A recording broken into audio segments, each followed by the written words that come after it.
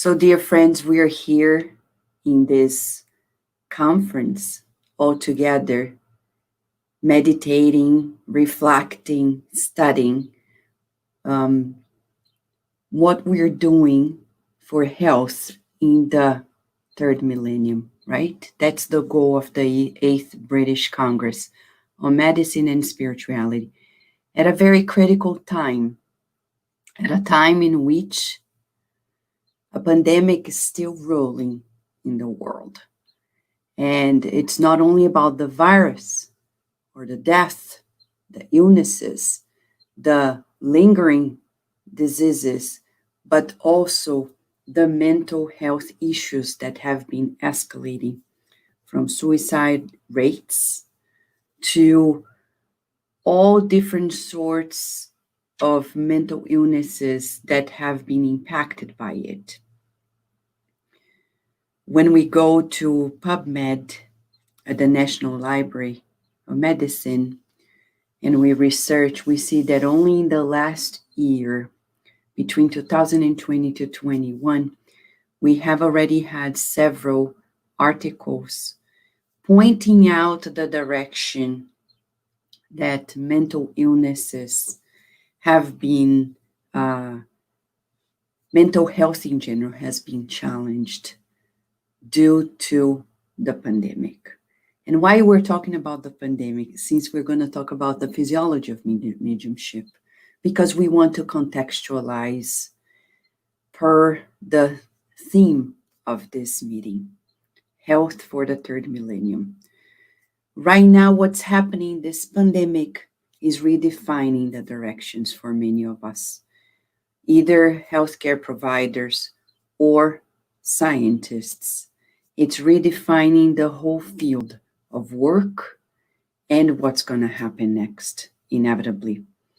And it won't be different when we study about mediumship. If we talk about mediumship, just as a curiosity, this is not profound research, but just out of curiosity, if you go to the National Library of Medicine today and you insert the word mediumship, you see that just the word mediumship will bring 55 citations from 1973 to 2021. In 2020 alone, we had a spike, an increase. 18% of all time citations happened in 2020, which is quite interesting. We were talking to friends and discussing this, and they said, well, probably because people were home, they were finally able to submit the papers, finish their manuscripts, and reviewers had more time to review it. That's why they got published. I don't know the answer to it, but we had to investigate further. But a sure thing that the word mediumship is already navigating in the fields of sciences. The brilliant talk by Dr. Moreira just mentioned to us, there are groups of scientists who are more carefully dedicated to understanding the mind in its complexity, in its fullness, we would say. But it's not easy. In science, some questions that were raised here, it's not simple to go there and say, oh, let's research on this, because we're talking about funding. And funding depends on the push by society, and not necessarily this is in the main lines of our pipeline of concerns in our society. Not yet, though mental illness is a broad spectrum. Do we want to associate mediumship with mental illness? So let's check within these 55 citations from 1973 to 2021, the papers associate mediumship. They don't say that it is, but they are talking about mediumship regarding pathology of the mind, dissociation, consciousness, multiple personality, psychiatric disorders, spirit possession, trance processes, and even the relationship between mediumship and the brain. This is just a brief overview because one thing we can tell, we are progressing. And more, and I'll go back to this graph to show to all of us that more and more we're seeing researchers dedicated and being funded to research on what concerns mediumship. We're going to talk about what we say mediumship is, but mediumship is already within the research of the medical field. Though still very confusing, it's not clear until we come to very lucid groups like the groups coordinated in Brazil by Dr. Moreira, Luchetti, and others.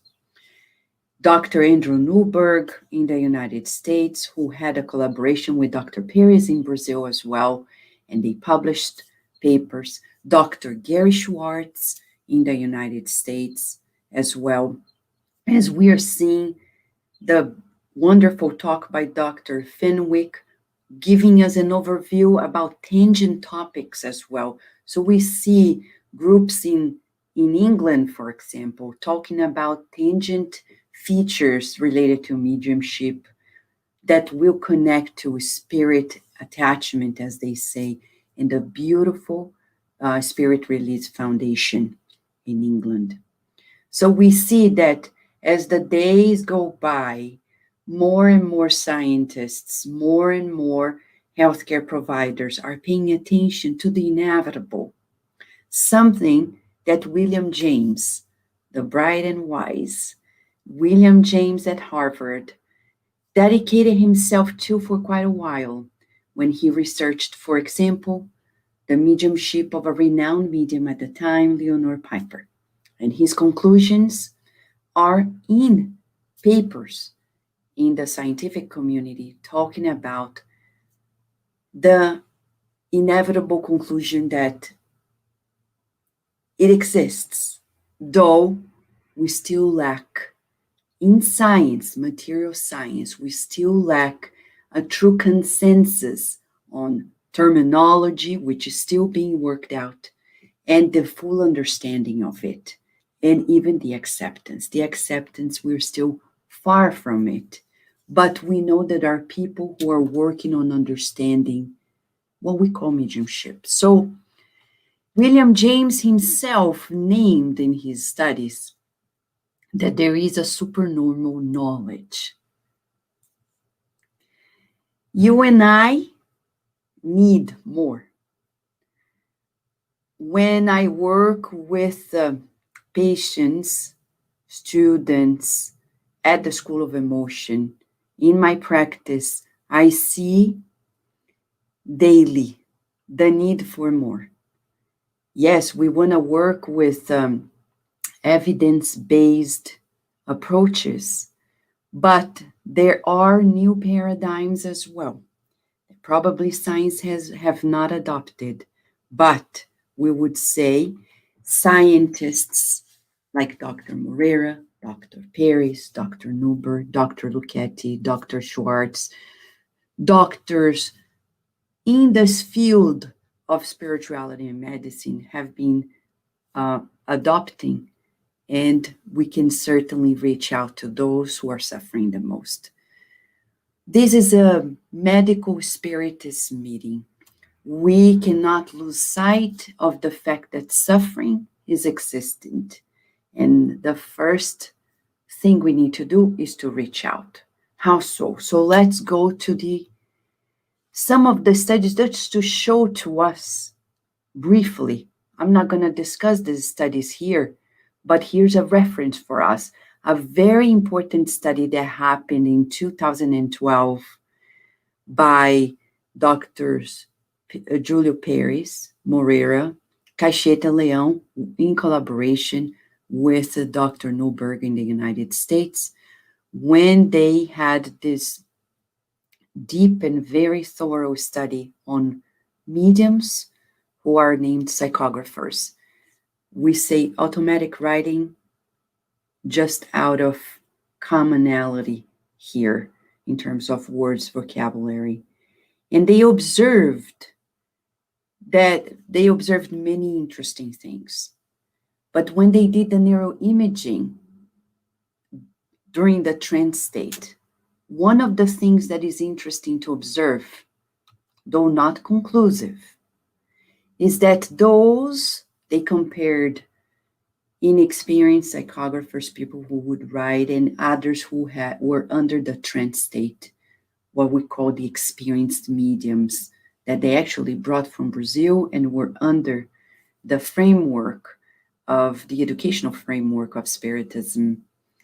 They observed that those experienced psychographers, they presented lower levels of activity in certain areas of the brain. Well, areas like the culmen, the left hippocampus, the occipital gyrus, the anterior cingulate cortex, the temporal gyrus, the presental gyrus, compared to normal writing, non-trance writing imaging.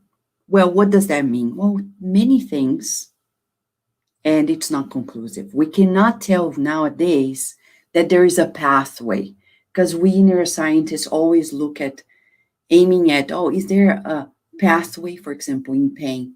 There are pathways that modulate pain. We cannot say that there is a specific pathway, and we cannot conclude exactly the meaning of this lower activity in specific areas, but we can tell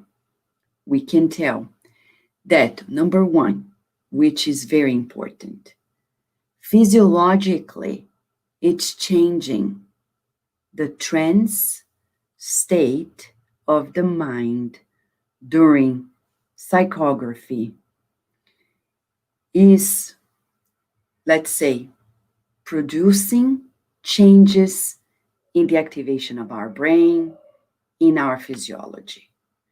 From a materialistic point of view, people could say, is the brain producing it?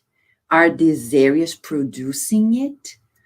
Or from a non-extracorporeal perspective, a non-materialistic perspective, however we name it, is what the extracorporeal mind producing these effects in the brain, in the physiology? Science cannot answer this question. Can't. Science cannot say mediumship doesn't exist. Cannot say no to something that they haven't proved. But we know that in those trance states, these areas of the brain are differentially activated. We could go deeper into this study if we had time to go through the details of each area, but that's not the goal now. The goal is just to show that during that state, the physical body is in a different state as well. It seems second nature for us, but not quite, because it was the first time that it was presented scientifically. Another study that is quite interesting, and we have to recognize these Brazilian groups are ahead of the studies in spirituality, medicine, and specifically about mediumship. So look at this group here in this paper in 2018, just 3 years ago, shows to us a very interesting thing. They compared 20 female Spiritist mediums with 20 female non-mediums, which were the control group. And besides many other things, they measured some physiological measures like hormonal levels, heart rate, vital signs in general. And they observed interesting things. For example, in the summary here, as you can see, just out of reference, because later, if you want, you can go there and read the full paper. But it shows to us that there were changes in these physiological measurements for the mediums compared to the baseline and compared to the control group. But interesting enough, they changed like an hour later after the trance state.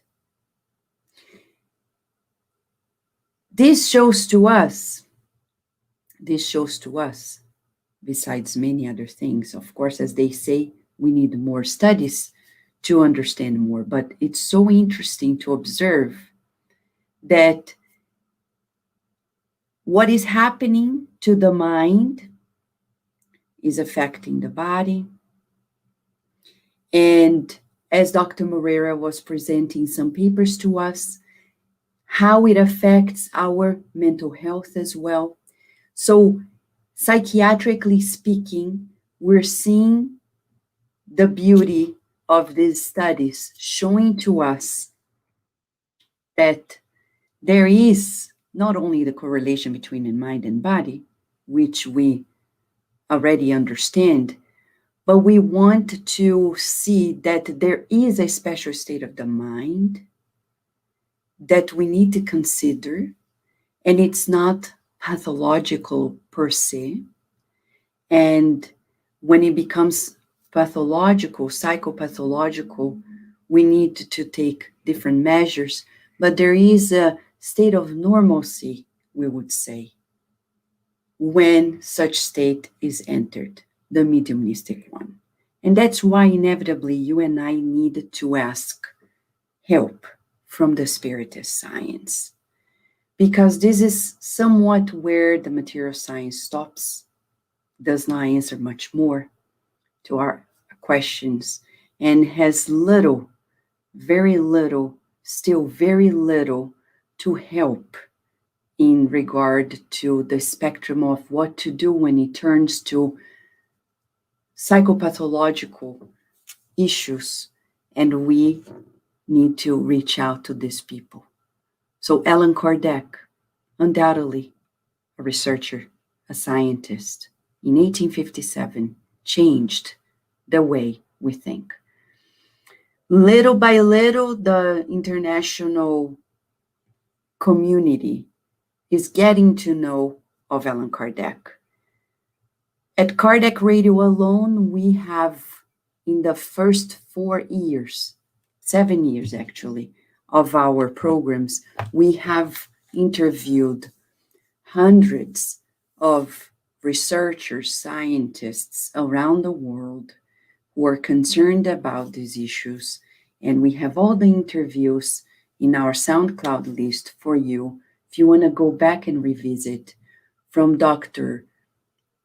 Andrew Newberg to Jim Tucker to Gary Schwartz, who was the first one, all of them recognizing, without a doubt, Kardec is a genius, still at the vanguard of humanity's progress, especially when we talk about the understanding of the human mind. From this perspective, Kardec shows to us that mediumship is a natural faculty. In the first chapters of the Medium book, he lays out clear-cut. It's not anything extraordinary. It's a natural faculty to us, so natural that it's physical, it's organic, it passes from generation to generation. Yes, it is physical. Why? We won't understand mediumship until we understand its multidimensional process, which is an expression that we found in some of the papers that were put together, published by Dr. Alexander Moreira's group in the past. Multidimensional process that will count inevitably on the understanding that we have a spiritual body.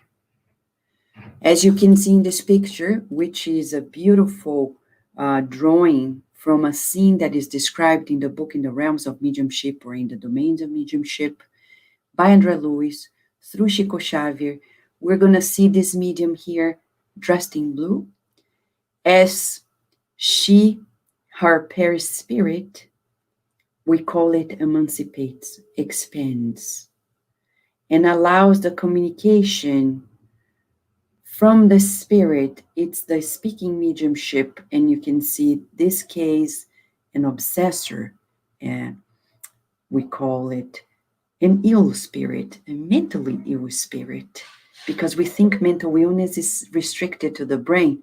But in the Spiritist literature, we're going to find mental illness is something that happens in the spirit brain, in the brain of the spirit, because it comes from the mind, the mental body, affecting the whole physiology of the spiritual body that will be temporarily connected, perispirit by perispirit, with the medium spirit to bring about the communication. We are talking about the perispirit as the venue through which mediumship is possible to happen. In the book, Mechanisms of Mediumship, or Mechanics of Mediumship, which was interestingly dictated, which is a phenomenon per se to be studied, two mediums, one spirit author, bringing, without a different in style, chapter after chapter, a very comprehensive understanding of mediumship in ways that science would be puzzled to really see the depth of it all. Studied very deeply by scholars around the world, it tells us that on the behind the scenes of mediumship, there is the physiology of our thoughts. We need to understand how it happens. It all begins in the mind, and physiology of the thoughts here, André Luiz explains, it means the study of the interactions of these basic elements of thought with the surroundings. Meaning, thought is matter, electromagnetic matter, maybe not visible, tangible to the physical eyes, but it's possible to be absorbed mind to mind. We know the studies on telepathy, but we're talking about also mind to mind from an incarnate to discarnate point of view. And here we have Allan Kardec, also in the book Genesis, reminding us that we, as we think, we create forms, mental images that will be possibly seen by discarnates and connected, making connections. This mental matter, says Dr. André Luiz in the book Mechanisms of Mediumship, that it contains particles, mental corpuscles, and these formations based on different vibratory conditions than atoms in the body, they have positive and negative charges. So as we speak, as we think, we are forming, creating, co-creating images, living images. And this is a matter of health. Dr. Martin Seligman at Penn State University, the father of positive psychology, has been presenting to us compelling evidence that positive thinking, like Dr. Fenwick said this morning, there is compelling evidence that positive thinking leads to health. How much are we as mental health providers providing solid approaches to train or to counter condition the negative thinking into positive thinking when we want to help our patients? And if we go even further, prevention, we're talking about health. We're talking about health in the new millennium. We need to talk about prevention, not only remedying it. And prevention, when we talk about prevention, we're talking about the new generation, childhood. We're talking about schools, providing new opportunities for students to prevent what inevitably may happen if we don't know how to think or how to feel.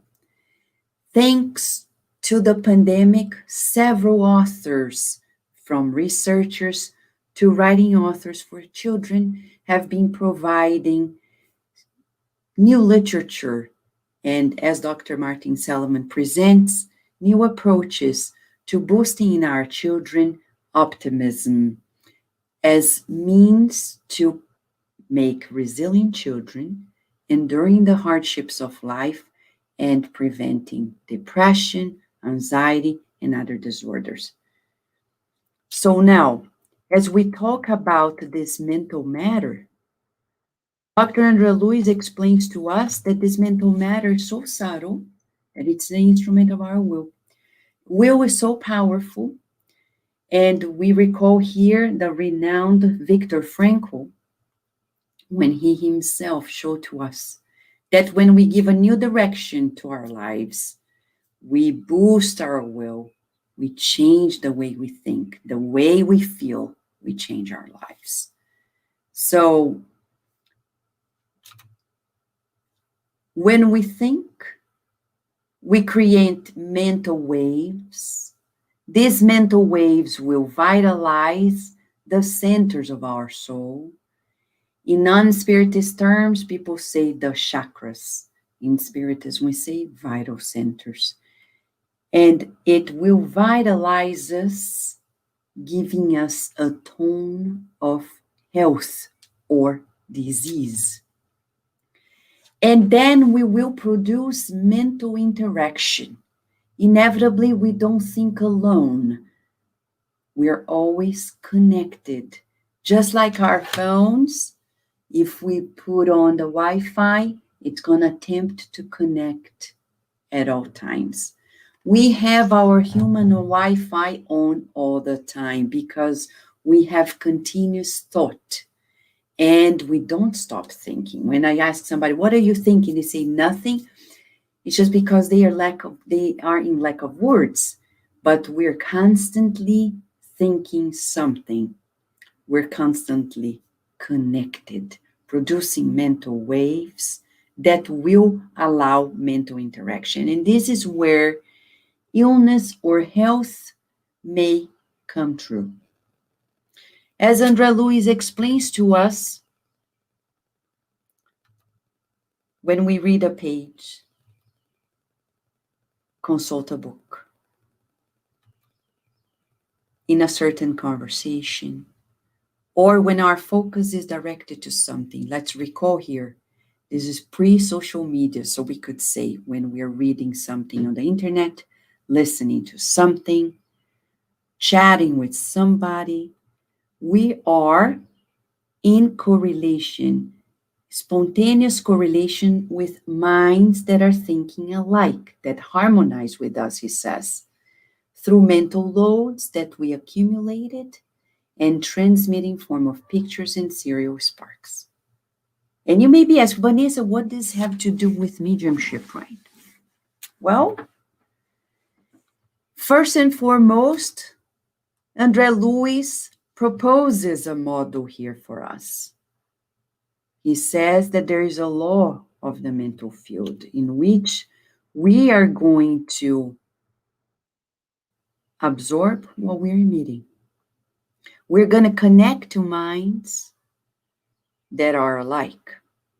We're going to, at some point, either produce and enter constructive mental currents, which is ennobling and healthy, or the opposite, destructive ones, when the soul will externalize maladaptive and destructive mental waves, attracting equivalent content and often falling into obsessions, which leads us into mental illnesses. I like very much this word Andrea Luiz used in 1958, maladaptive, because a century before him, Darwin used this very word, adaptation, to tell us about our emotions, how we express it, and how emotions can dictate at some point directions to accommodate us into the important adaptation for survival. So André Luiz is presenting to us that as we think, as we feel, we connect. As we connect with other minds, incarnated, discarnated, we may present ourselves a new state of health or illness. Thus, he concludes in his paradigm, the Spiritist paradigm, that at the end of the day, if this is so, we're all mediums. Why? Because at every step, we're reflectors of the forces that we absorb under our will by focusing on our mental energy. So here comes to a point where we think there are mediums who are experienced in terms of their practice. But who is not a medium? If I get the book in this thesis that he presents to us in the book Mechanisms of Mediumship, André Luiz, in a chapter named Obsession, which is chapter 24, in the first paragraph, he teases us into new understanding. He says, the study of obsession, together with mediumship, will lead us in greater ways to understanding almost the whole humanity on earth. Showing to us that when we are studying the human mind, mediumship is just a natural faculty in us that we nowadays do not study at large, do not educate, don't even know what to do with it. Right now on earth, it's just a choice. In regarding our intellectual intelligence, we send children to school hoping that they will be instructed. Not necessarily boosts that much that intelligence, because we know that our intelligence is much more complex than we imagine.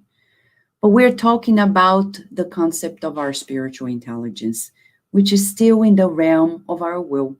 If we want to, we pay attention. If we don't want to, we don't. But according to the studies of the Spiritist science and the inevitable studies that are coming along through our current science on Earth, the terrestrial science, we can conclude that we need greater attention to the study of this faculty in all of us. Number one, because it affects our physical body. In the studies of André Luiz, we're going to find areas in the brain that are specifically activated and through which these faculties being modulated. The pineal gland is one of the main areas that is already assigned or pointed out by the Spiritist science. Right now, we don't have a conclusive pathway for mediumship. Also because mediumship is broad, is vast. There are many different types of mediumship. There are many different levels of mediumship, let's say this way, in terms of education, in terms of experience as well. So it's going to be hard for us to really observe in the near future. If people ask, what do we envision? Some people ask me, what do you envision? In the near future, we need first to create a consensus on terminology, types, to really understand possible pathways. But we know that the physical body physiologically responds to this state of mind, the altered state of mind that will lead us to mediumistic experiences. So at this point, we would say our main concern regarding health for the third millennium is continuing support for the researchers and the scientists that can do this research and are allowed in their countries and are being funded to go ahead and do it.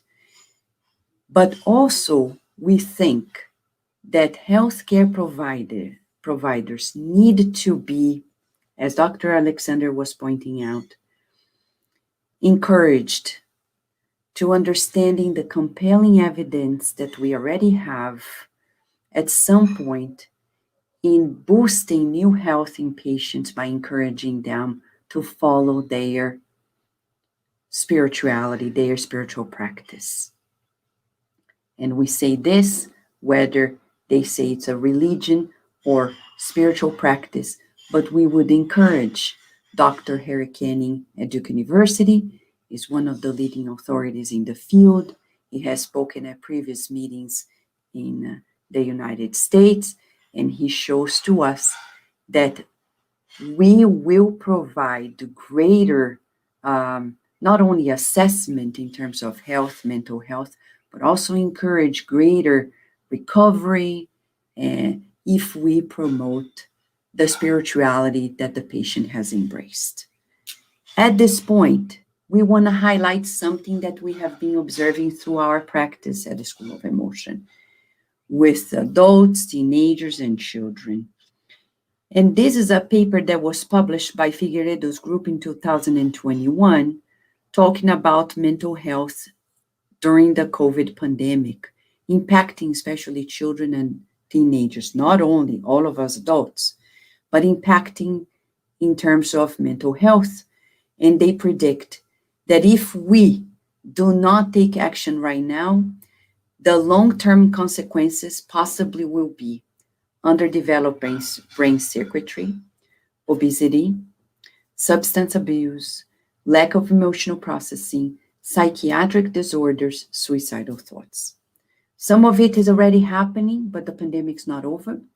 And we still need measures to be taken to support the children, the teenagers, the healthcare providers, and the mental health workers into understanding how we can operate with this mind that needs to learn how to think, to connect well, and to be healthy. So we would conclude without actually concluding, because this is just a very brief, I recognize it's not comprehensive, it's just a brief teaser for us to show that we still need, besides the Spiritist movement that already educates mediumship, we need to understand the means and pathways to help people educate their thinking, their mediumistic abilities, which is connection, it's the human Wi-Fi, encourage spirituality because it certainly promotes health, and pathways through which we can help heal obsessions, which can derive from mental, mal-educated mediumship or non-educated mediumistic abilities, or not. So I'm going to stop here to possibly discuss with you, Natalie, and answer to some questions. Okay. Thank you, Vanessa, for that most amazing talk covering those areas. I wondered if I can ask you, before the first question comes up, how would we create change in the teaching in the medical schools and the healthcare teaching establishments? How do we influence the deans of medical schools to accept this kind of thing? Because on the one hand, everything's in the scholars, but how does it get to the teaching profession? Yeah.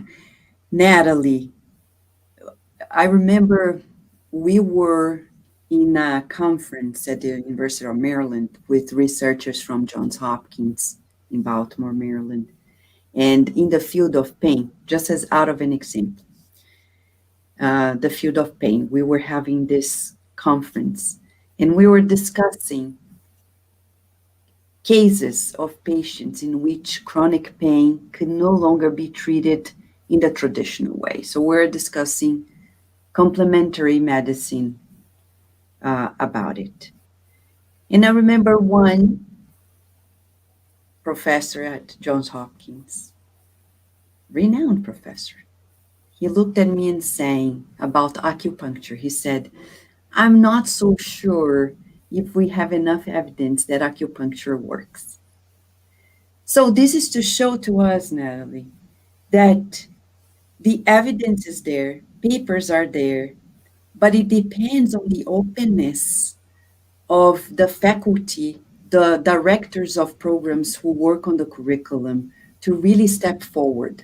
But I see advancements that are clearly happening around the world. For example, here where I am at the University of Virginia, Jim Tucker and his group, they have, since Dr. Stevenson, lots of scientific research saying there is what they named a diathematic element, an element that goes from one life to another, crosses over death, that comes true. They can't explain the mechanisms yet, but they say we have evidence that reincarnation exists. But then when I asked some of them, so what do you do with it when your patient comes? They say, I don't know. So even the researchers themselves, they are blocked. And that's where I think we need, the first step would be discussions. Bring conferences into, bring complementary medicine discussions within the program first. As a director of behavioral sciences, I